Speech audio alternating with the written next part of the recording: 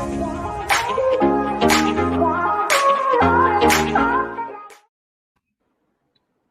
everyone, I am Tiffany Standard, founder and CEO of Stimulus Inc.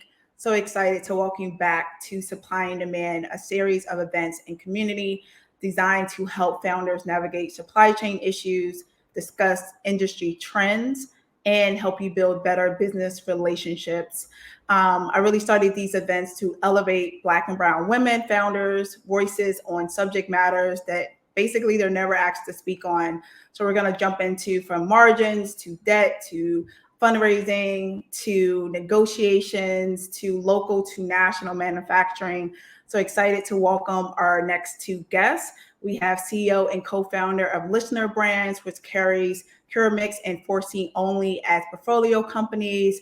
She has reached from 1 million to 6 million to a total of 17 million in lifetime sales. She is known for turning down money on Shark Tank. So excited to welcome our guest, Kim Lewis.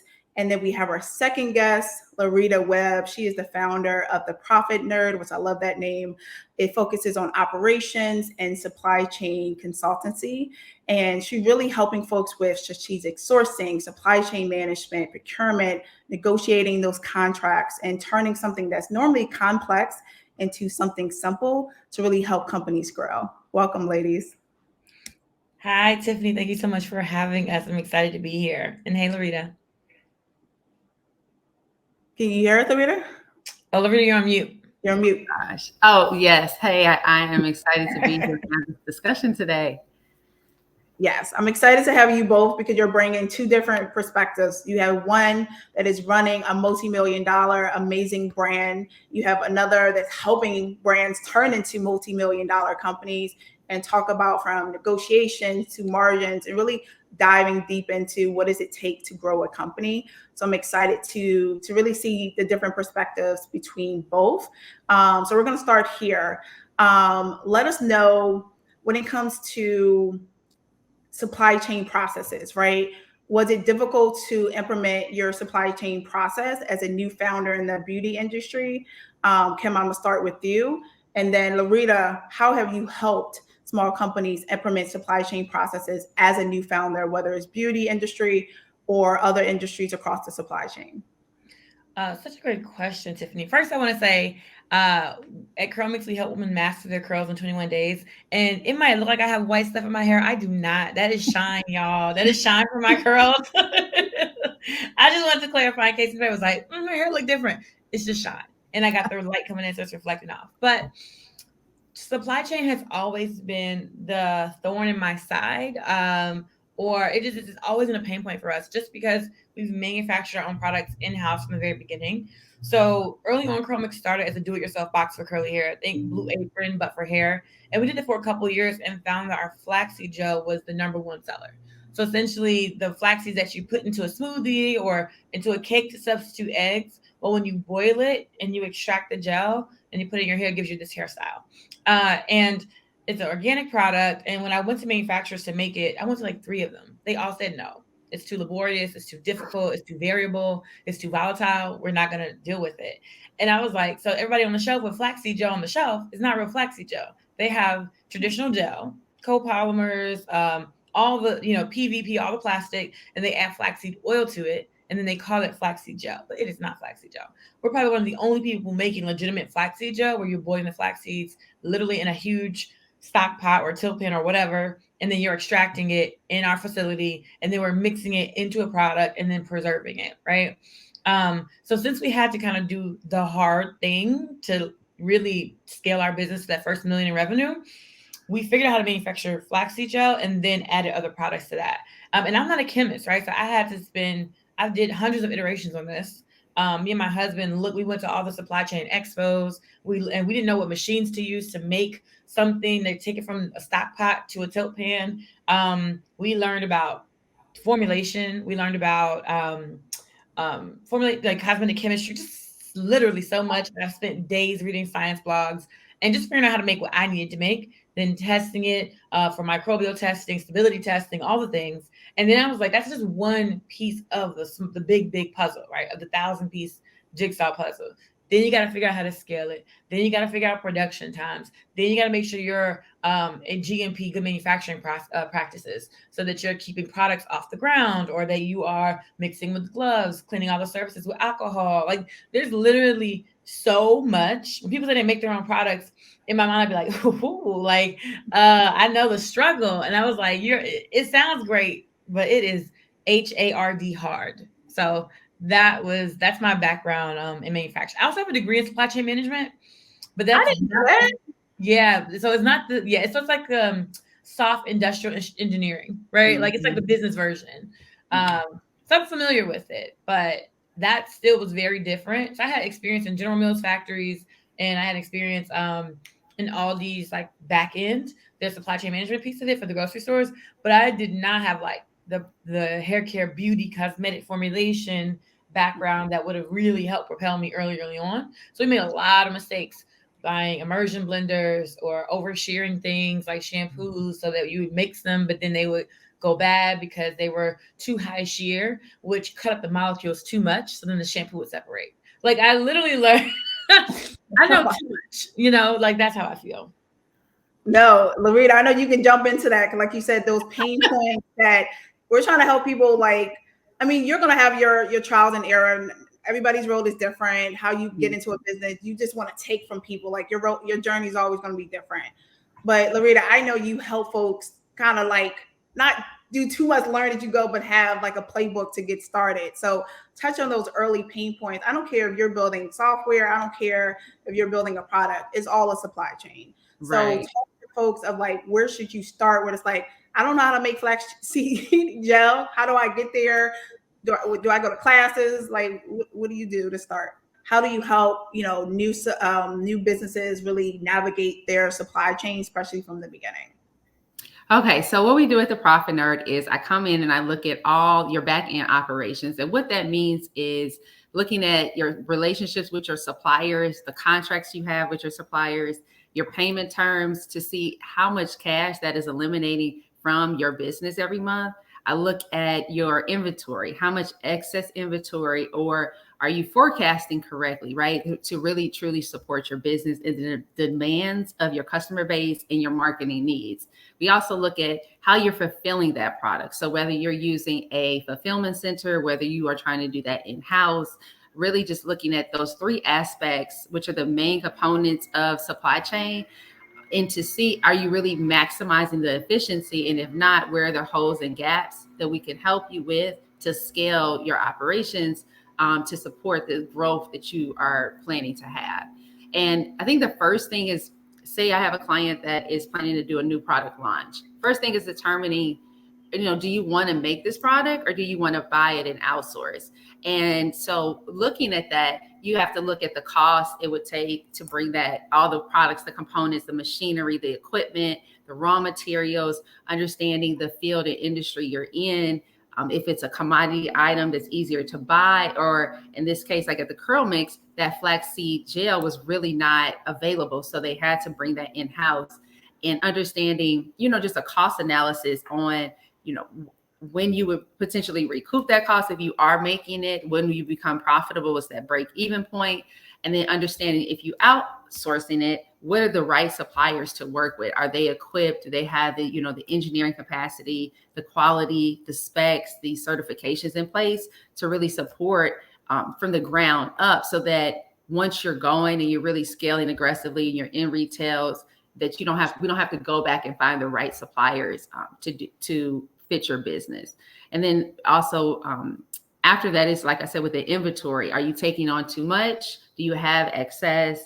Sometimes, business owners, when you may think a SKU or a product is doing really well and actually is moving a lot slower than you think, your customers are demanding another SKU, another product from you. And so it's really I always say I'm a data person, like Excel junkie. So I come in to really help the data make sense to drive your business decisions, right? We always end up getting a lot of data, not really knowing like what to do with it or what it means. But I help owners take that data and make it make sense to how they execute into real strategic goals into their organization.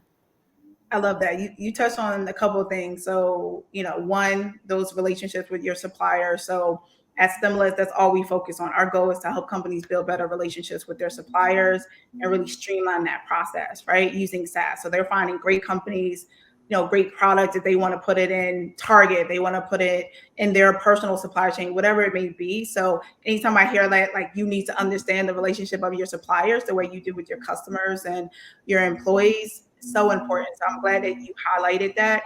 And Kim, I'm gonna touch on that with you. So you're doing in-house manufacturing beyond your flaxseed gel. Are you doing it for all of your products now? And how did you choose those suppliers to build out those relationships so you can do in-house manufacturing and scale from there? And what would you recommend tips and tricks on choosing the best suppliers for your organization? So once we made flaxseed gel, we had done the hardest thing first, essentially. So then it was easier to add on things like conditioners or moisturizers and then shampoos later. Right before Shark Tank in 2019, we expanded to a 4-step kit. So we moved from just the flaxseed gel to our flaxseed gel moisturizer, and then we added a shampoo and conditioner. So we had a whole system to help you get this style. And in doing that, I actually outsourced. I tried outsourcing my shampoo and conditioner first. I was like, you know what? I made the hardest thing first. Let me try to get some help. And I didn't like that because one, you have to pay for your inventory all up front, right? And you're paying $3 to $4 per bottle, whereas my raw materials may only be like $1 per bottle, right? But you are paying for the labor of the people doing it, but I was already paying for that. So it's not like I'm missing out there, right? And then there was also like delays. So if your supplier was delayed with your product, ain't nothing you can do. Like you just gotta wait. And I did not like that. So our orders ended up being, I don't know, like 6 weeks late on some of the Shark Tank orders. We had 10,000 orders, 7,000 we got out within 2 weeks. The other 3,000 had to wait 4 to 6 weeks to get their shampoo and conditioner. And then sometimes if it would like mess up or something like that, I was like, oh, I don't like this. So I was like, we need to figure out how to make shampoo and conditioner. And then 2, we also need a chemist in the house because we were losing batches. We would make something and it would separate. We was like, oh crap, so we had to throw it out. And I think we had lost maybe like 30 batches that year. And I was not 30 batches. Now, granted, they're like not hundreds of gallons, right? Our batches at the time might have been like 30 gallons or 50 or whatever, but it was still like a few $100 to $1,000 per batch. So it's still money. Right. And I brought a chemist in house and it did wonders for our business. We helped with our paperwork in place, our proper batch records, our proper protocols, and then also like fixed any formulas or improved our process so we wouldn't have any lost batches. So this year, I'm proud to say we haven't lost any. And thank you. But and then we were mixing and like we had to get certain like homogenizers to properly mix products versus just like immersion blender. Like, if you watch like a Lush video, it'll show you an immersion blender. But homogenizers make products set up better and emulsify better. So a homogenizer is a machine that mixes it and brings it all together. When you make dressing, salad dressing, and you put like oil and vinegar and stuff, but if you don't put like a little bit of mustard and some other lemon juice, it doesn't like homogenize properly and then it separates. Like you're trying to make sure it all doesn't separate. So we did that. And then when we had our chemist in house, we were launching new products every month because we could do everything in house. We could make the product in house, test it on our team. We had 30 people who work here, so we would all try the products out. No babies or human testing. Okay, I mean no babies or animal testing. Sorry, only human testing. And then of course we do the stability testing in house. And stability testing will be anywhere from like 12 weeks or something like that. So. And then the microbial testing as well. So we learned a lot. And then once we could figure out how to do it for flaxseed gel, it was easier to transition into all these other types of products.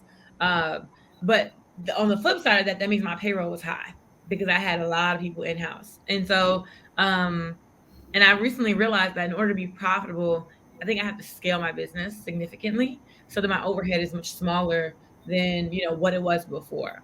So I'm still learning lots of lessons in supply chain management, but bringing everything in house helped us move a lot faster.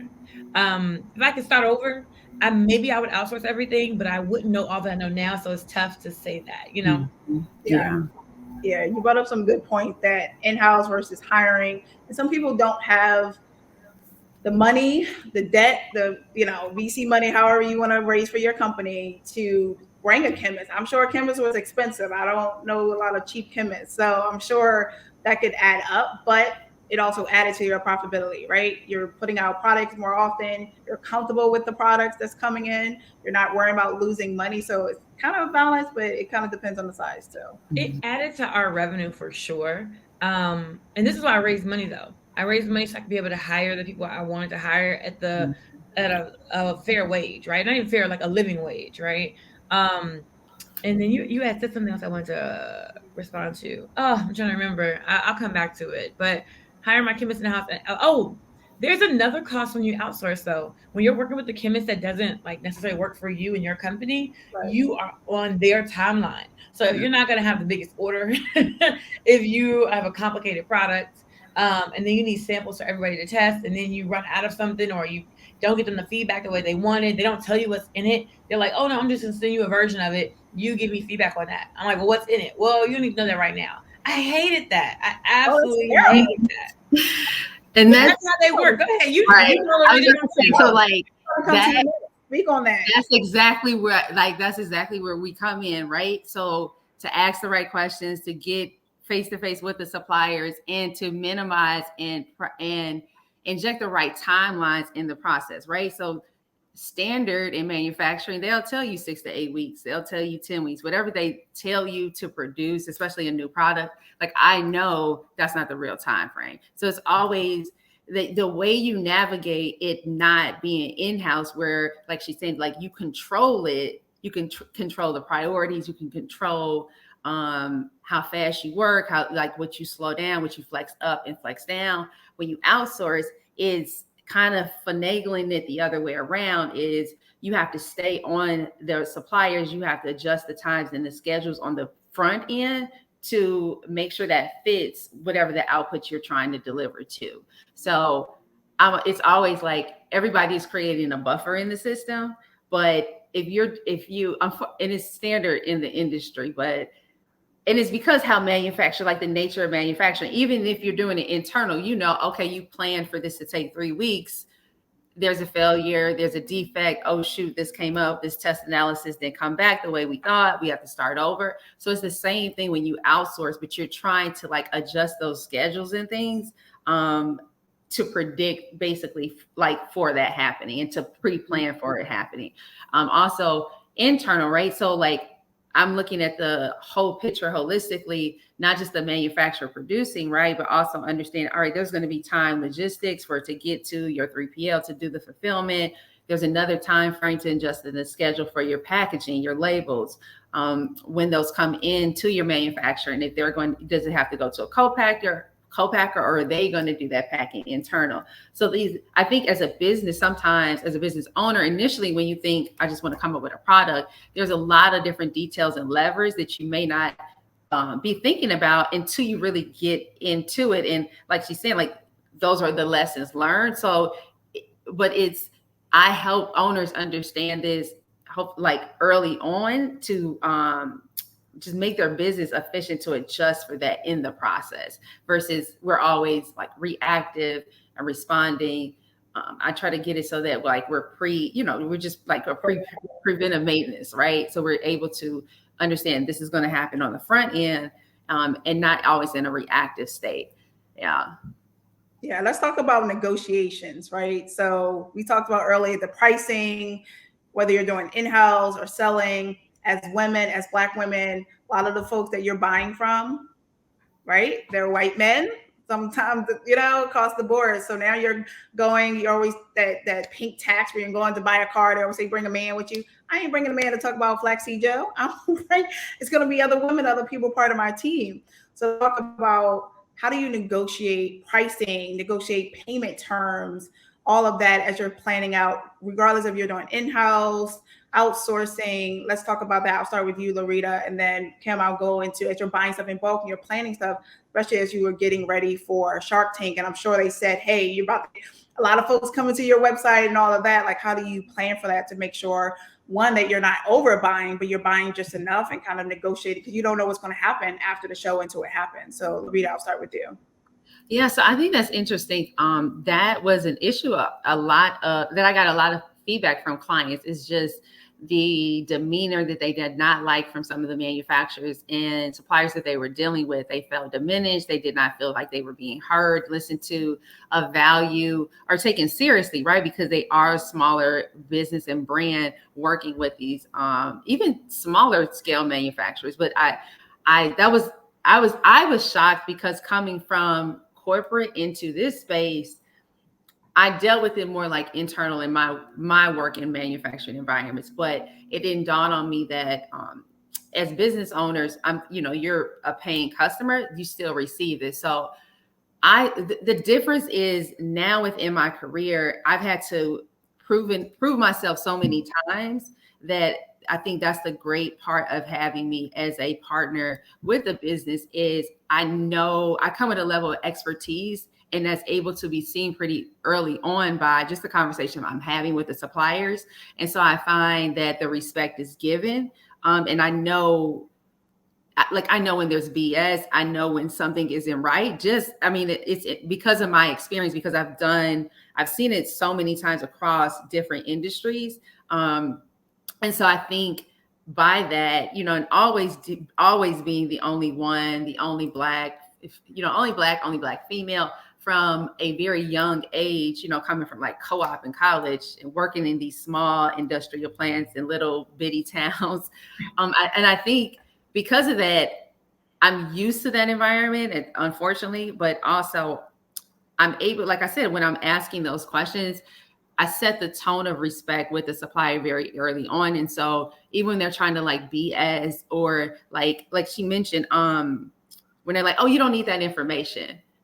I'm able to respond in an appropriate way, but checking them as well as to why my questions are valid and why you're going to give me the information and why I need the details to understand how you are processing this product as we're developing this working relationship. And I think that helps eliminate that as the supplier's relationship is being built. But I definitely see because they approach clients and merchants and owners as kind of from a sales point of view, right? And so they're not expecting you to know what to ask the right quote unquote the right questions, to understand how they're operating, and so they are able to kind of blow you off in a lot of ways. And so I always say the first thing with clients, and I tell people, is ask questions. I mean, granular questions. No question it is stupid. And I know I just said ask the right questions, but you don't know when they mention a word. Okay, I need you to explain that to me. So explain that to me as if you're talking to a fifth grader. Explain to me step by step how this is working, how you're going to make my product from A to B. And if I'm not speaking to the right person, put them on the phone or put me in the contact with them. And I think once you continue to question and also understanding that they have a level of expertise too. They typically have been in these industries 20, 30, 40 years. And so they have some expertise in that field as well. And you can learn from them too. So I find the more you get them talking about their business, how they operate, how they do things, and the more you actually seem of interest in that process versus, hey, what's the status of this? Hey, what's the price of this? I think that helps establish the relationship and the respect as well. And that's what I've seen numerous times across the board. Yeah, I agree. I mean, I say explain like a fifth grader, but this fifth grader is paying you. So explain it because I'm paying you. That's two. You know what I mean? So Kim, talk to us about how you've been negotiating over, the duration of your company, whether it's packaging to products to, prepping for, getting off Shark Tank, just that process. Recently, the shipping prices have surged on everything because gas is $6. It's $6 here in Chicago, so it's no joke. And all of our shipping carriers, they're like, oh, well, we have something called what is it called? A fuel tax or something. Mm-hmm. So they started upping all their prices, and we've grown maybe 3x in the last 12 months. And when we signed up with this last supplier for our shipping, it was last October, I think it was. The rates were decent. We were trying to get $7 a package, right? And as the fuel tax happened, I saw our price creep up to $8.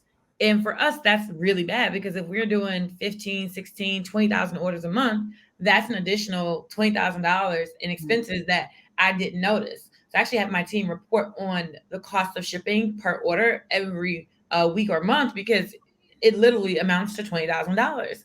And so, you know what? And I found out that there was another founder selling like these heavyweight blankets for $8. These heavyweight blankets, guess how much they weigh? 35 pounds. You know how much Wow. my product weighs? 2 pounds.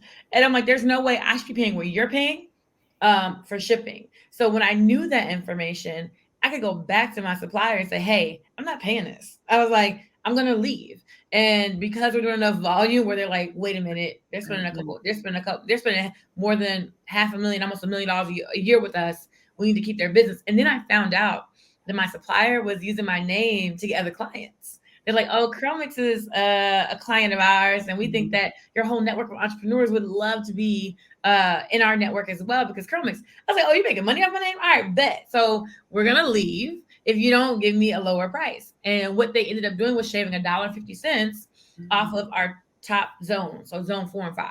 I don't know if you know this, but shipping happens in about 8 to 9 zones, or maybe 10. And 4 and 5 is like the main ones. It's like Midwest, Southeast type of, like, I think that's what the zones, how they go. It wasn't like California. That's like zone 8 or something for us. So just things that are like Chicago, New York, Atlanta, all those, like, you know, Southeast. And we got our shipping lowered. And I saved about $10,000 to $15,000 on our monthly shipping bill because I went back and negotiated that, right? I think that sometimes we're trying to like, do we got to lay off our team? Do we got to, you know, cut all of our software? Do we got to? Nope. If you're growing and you have a sizable business, you can go back and negotiate with your suppliers on that. Now, if you are smaller and you're just starting out and you are trying to get into a manufacturer where they're doing big business and they don't really care about you, because even for us, we're like minuscule to some surfactant suppliers. So we order things that go in shampoos, and that's a surfactant, things that cleans your hair or cleans your body. And we're not Unilever or P&G. They're ordering truckloads of some of those surfactants. We're ordering a drum or two, right? So we're small business to them. What you can do is pay up front with have all your money ready to go. That'll make them listen a bit more. You could also get an intro. So go to those supplier days in your neighborhood. In Chicago, they have it like once or twice a year. There's a supplier day here. There's one in New York. One is in Chicago, it's called Teamworks. The one in New York is like Suppliers Day. If you go and meet them face to face, they will start answering your calls. I had a supplier who had a surfactant of ours. We ordered it months ago, and they kept saying, "Oh, we don't got it. We don't got it." My team went to the conference for Teams work. They did the Poison dance theme song at karaoke and like made everybody laugh and was like, "Oh my gosh, the CurlMix team, they're so fun." And then we called them back up and they're like, "Oh, you know, yeah, we did run out, but we have some in the lab. We can give you our lab batch of things." I said, we just got a shuck and jive at the conference and y'all give us stuff. Relationships. It is, at the end of the day, that is all that it is. So if you are small or big, you got to go to those conferences and meet those people. Also, too, I would say that even when you're small, a leverage point of negotiation is your growth. Because at the end of the day, especially right now in these times, even not in these times, every dollar counts to a business, every sale counts, and no one wants to explain why they lost an account. And so even if you're small in revenue and you went from $1,000 to 10,000 to 20, still that's exponential growth, regardless of the size of your, you know, in relation to where your account sits with that corporation, is showing them that you are growing and the orders are increasing. And so you're a valued client and customer to them. So therefore, hey, if I continue to grow and you're able to fit into my business and my business model, we're going to grow together. And I always say, like, I feel sometimes as brown and black people, we get intimidated to ask for anything. And I'm always like, everything is negotiable. I don't care if it's like, at some point, the unit cost is going, like with inflation every year, the unit cost, you have to learn to negotiate outside of that. So whether it's, hey, I need you to keep an extra 2 months of inventory on hand and not deliver it to me, right? Or, hey, I need you to give me additional 30 days on these payment terms, even if it's for, hey, the first 8 months of business, or if I'm new, we're going to agree to pay an upfront for the first the first 2 POs, which may last, for 12 months. But then after that, now that I've been in your business over a year, all right, now I want to have 60-day payment terms. I want to have 30-day payment terms. Or like with the logistics costs. All right, so let's split it. Like, I don't think I should be taking this on 100%, because if I do, then you're going to lose a client. But hey, what does it look like if we 80, 20, 37, like something, we split that cost of increase and we agree that we lock in this cost and this price for the next 12 months of our term. So there's like multiple ways that you can negotiate that they may or not be expecting for you to ask for. Like something like keeping that on hand inventory, that's keeping it off at least your books, right? So that's helping you out. If they're able to even if they are able to work where they have an open PO, they know your forecast for the next 6, 8, 12 months. But right now, again, you can't take the orders on because you don't want to start paying for that inventory and storage. And if they're a bigger business, maybe they can leverage and help you out that way. A lot of times with manufacturers, you got to think just like you want to be able to plan and forecast, it's the same thing with them. So if you're able to provide them, that forecast and that those orders 12 months out or further out, they're able to plan even in their business and just like better pricing, better terms for you as well. But sometimes when we're doing it, piecemealing it, and you're not just having the conversation, right? Really putting everything on the table of, hey, I'm having talks to Ulta right now. I'm talking to, Target, and I think we're closer to closing this deal. I don't have it right now, the PO, but hey, I need to make sure that when it's released, that you save time and space in your manufacturing, your capability to go ahead and fulfill my order. I need you to go ahead and order the raw materials. Since you're telling me it's going to take 8 weeks, how much money do I need to give you to go ahead and place that order for raw material? But still, at the end of the payment term, like the end of the invoice, give me 30 days to pay that. There's so many different ways to negotiate outside of just unit costs. I think sometimes we got to get out of thinking our only area or our only opportunity with a supplier is just a cheaper cost, right? I love suppliers that are willing to work with you all the way around, and you're able to have those dynamic discussions and very open and honest both ways. So I think it's really important. Yeah, it's definitely all about negotiation skills. You can pretty much almost negotiate almost anything, right? I don't care if you are jumping on software that's brand new and they try to, sell you for a whole year. Like, no, we're going to start 6 months. We're going to start monthly. And then after we're going to do a 2-year contract. Like, it's so many things that we're able to negotiate. But you're correct. Unfortunately, a lot of, Black and brown women and men too they don't feel comfortable to do that negotiation. They think that they're trying to, it's showcasing that they're a small business or that they're not going to scale. Like, it's just a lot of things that we're just not comfortable doing in the beginning stages. And then once you do it, like, oh, it was that easy. They said yes that quickly, which is even like, damn, I should have did that for all my people. like larger organizations do this. They don't want to pay. They wait 120 day payment terms. 120 days to pay some. And then with the money. That's it. Negotiating these little companies, like, look, exactly. And they want that big company's business, so they almost will say yes to anything because they're like, oh, Unilever's gonna take their business somewhere else, and so then it's open to you too. Yeah.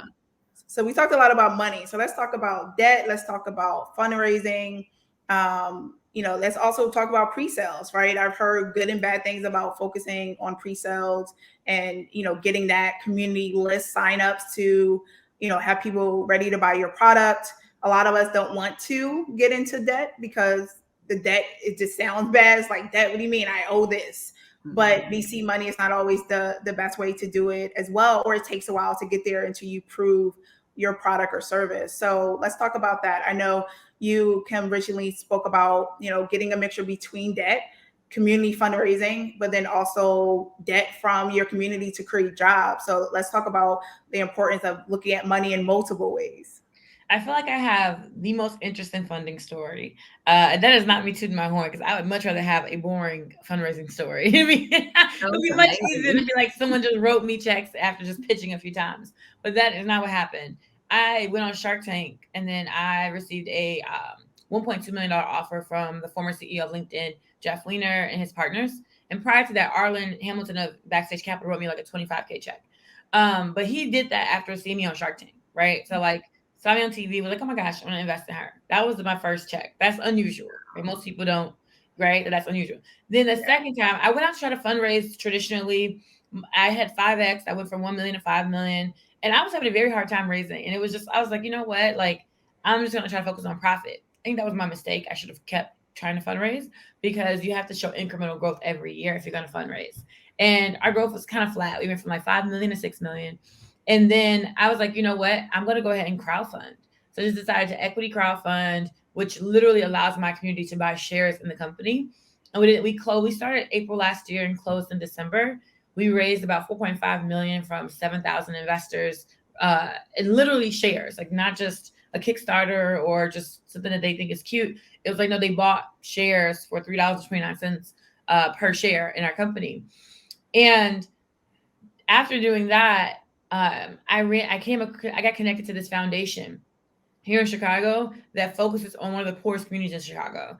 And they want me to bring jobs and add jobs to that community. And they say, hey, Kim, we really wanted to give you a building, but the building won't be ready for 2 years. So for now, why don't you just take this money, these millions of dollars, and grow your business.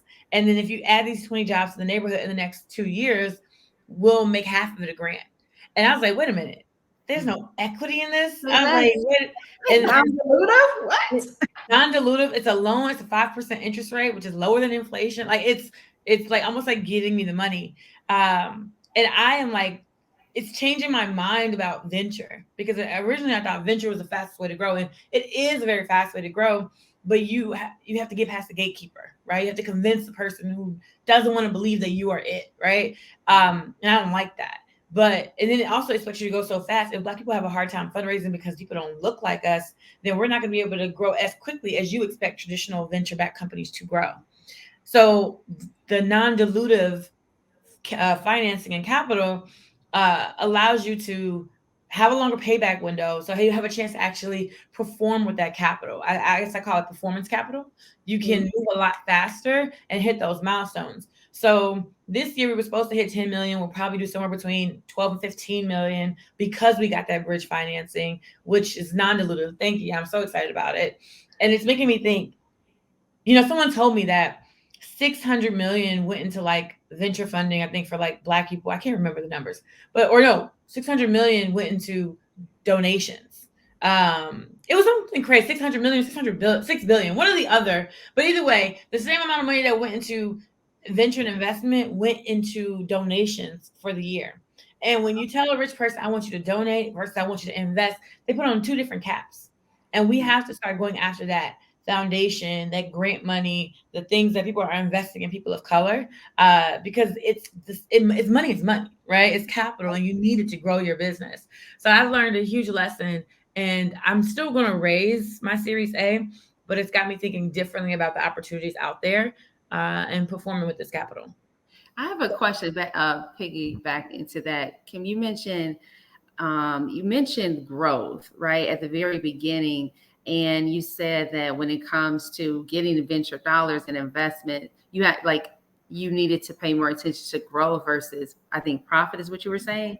Can you speak a little bit more on that? Because I find having that conversation, that's also a switch that happens with business owners that are in that, first of 5 years to understand, hey, to really focus on the growth, right? And really understanding what growth is versus profit. And I know we talk about it, we see it on our balance sheets and things, but I would love you actually experienced it and understanding it in relation to venture dollars. Could you talk a little bit more on that? That's such a great question, Larita. There's 2 tracks, right? Imagine you have a curve, one's going like slightly above and then one's going like hockey stick, right? Just like a typical graph. Private equity. So you have to think about the exit for your business. What is the long-term exit? Are you keeping it? Are you selling it? Are you IPOing? What are you doing, right?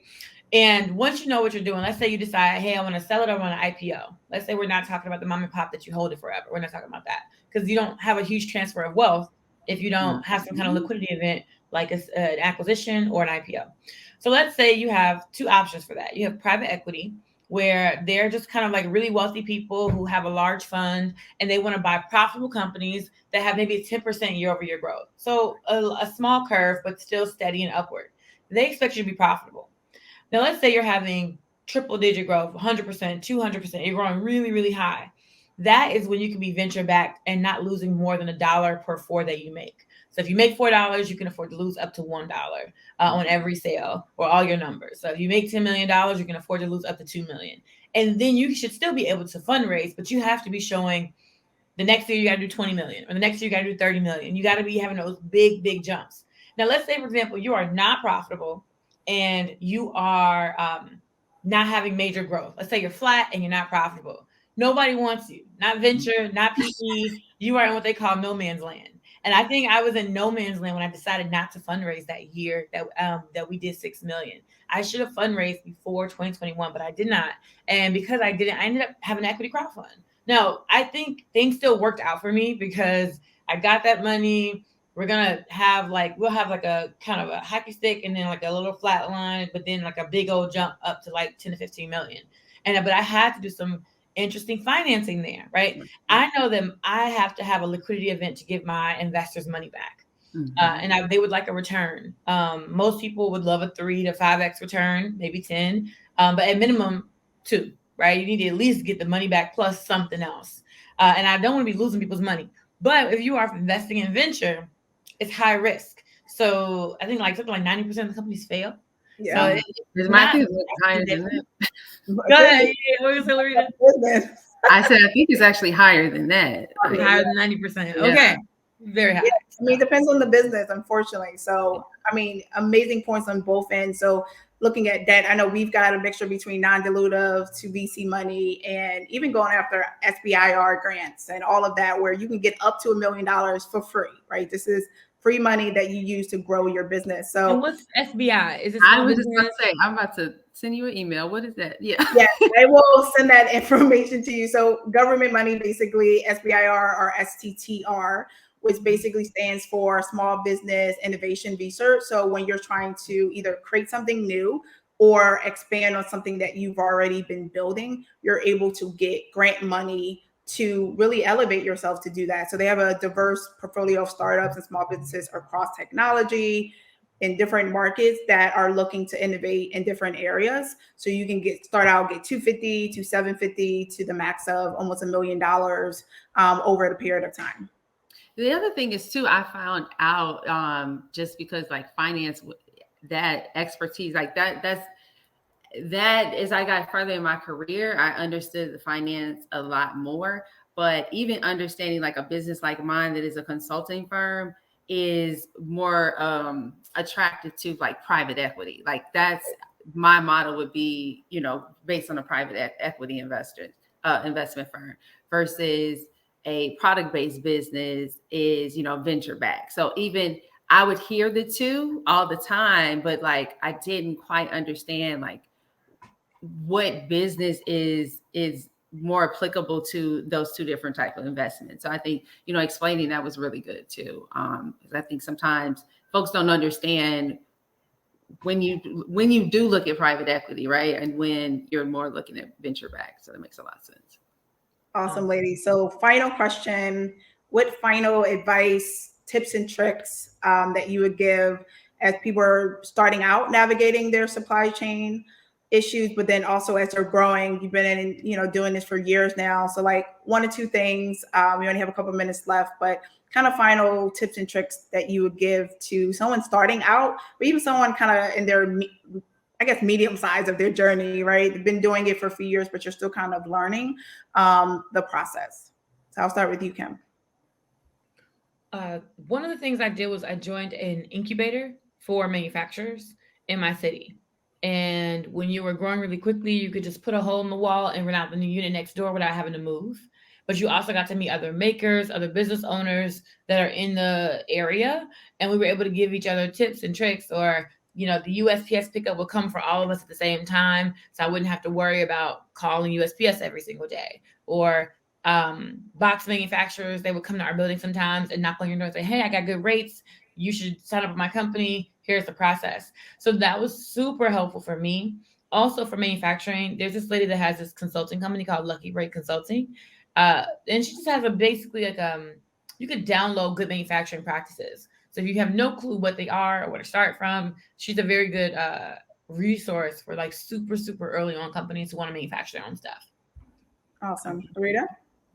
So I would say one thing I always tell my clients and entrepreneurs is think about how you want to end. And Kim talked on this. So if the plan is to sell, if the plan is to keep it, your business within the generations of your family, but think about where your goal is to finish, and think about how you want your day-to-day to be. So meaning if you don't want to keep fulfilling orders, I think you start off where you want to end. You have to think about, all right, do I want to focus on research and development? Do I want to focus on product innovation? So therefore, if I'm doing this piece of the process and I'm spending a lot of time in it, let's get efficient so that I can not have to focus like all my time and energy on that piece of the portion of the business. So meaning, are my processes and procedures in place? If I'm spending a lot of time talking to suppliers and manufacturers, and this isn't my expertise and what I love to do, and it's stressing me out, all right, how can we get better processes and procedures in place or hire the right people where that's not what you're doing, right? That's not your zone of genius, and how we can build the business so that where you really want to be versus like where you are right now. I think sometimes it's hard to make that transition mentally as well. But if you think, all right, I need to, like I said, just think about how I want my business to operate, that'll help even as you're starting up, the decisions you make, how you go about it, and where you invest your dollars in. I love that. Great advice, both of you. So make sure that we put that on our website and also in our Slack community. So thank you everyone for watching Supply and Demand, the real cost of doing business. And we will see you again soon. Thank you.